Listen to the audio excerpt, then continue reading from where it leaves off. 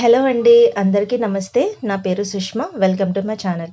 మరి ఈరోజు వీడియోలో నేను దొండకాయ టమాటా కూర చేసి చూపించబోతున్నానండి. చాలా బావుంటుంది. ఎటువంటి మసాలాలు లేకుండా ఈ కూర చేసుకోవచ్చు.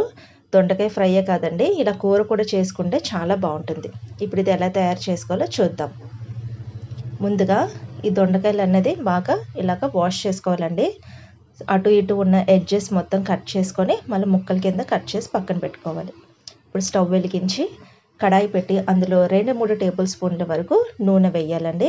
నూనె కాగిన తర్వాత కొంచెం జీలకర్ర, అలాగే కట్ చేసి పెట్టుకున్నటువంటి ఉల్లిపాయ పచ్చి ముక్కలు కూడా వేసి లైట్గా బ్రౌన్ కలర్ వచ్చేదాకా ఫ్రై చేసుకోవాలి.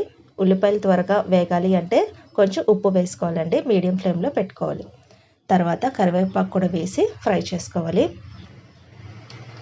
ఇప్పుడు కట్ చేసి పెట్టుకున్నటువంటి దొండకాయ ముక్కలు కూడా వేసి బాగా కలపాలి.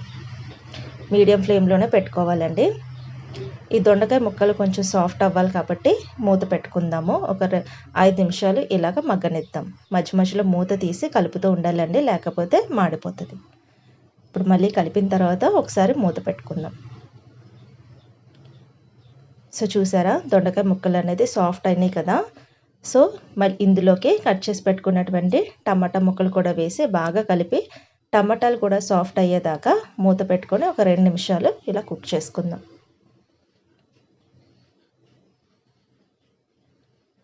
చూసారా, టమాటాలు కూడా మెత్తగా అయిపోయినాయి కదా. ఒకసారి మళ్ళీ ఇలాగా బాగా కలుపుకొని ఇందులో 1/2 టీ స్పూన్ పసుపు, 1.5 టేబుల్ స్పూన్ల కారం, అలాగే రుచికి సరిపడే ఉప్పు వేసి మరొకసారి మొత్తం అంతా బాగా కలుపుకోవాలండి. ఇలా కలిపిన తర్వాత ఇందులో కొంచెం వాటర్ వేయాలి. ఇలా వాటర్ వేసుకున్న తర్వాత చింతపండు పేస్ట్ లేదా చింతపండు రసమైనా వేసుకోవచ్చు. వేసుకొని మొత్తం అంతా ఇలాగ బాగా కలుపుకోవాలండి. ఒక 2 నిమిషాలు మళ్ళీ మూత పెట్టుకొని ఉడకనిద్దాం. సో చూసారా, కూర అనేది కొంచెం దగ్గర పడింది కదా. సో ఇంతేనండి. మరి ఎంతో టేస్టీగా ఉండే దొండకాయ టమాటా కూర అయితే రెడీ అయిపోయింది. మీరు కూడా ఒకసారి ఈ విధంగా ట్రై చేసి చూడండి. చాలా బాగుంటుంది. నా వీడియో కనుక నచ్చినట్లయితే లైక్, షేర్, సబ్స్క్రైబ్ చేయండి. అలాగే నన్ను సపోర్ట్ చేయండి. డిస్క్రిప్షన్ బాక్స్లో నా ఛానల్ లింక్ పెడతాను, తప్పకుండా విజిట్ చేయండి. బాయ్.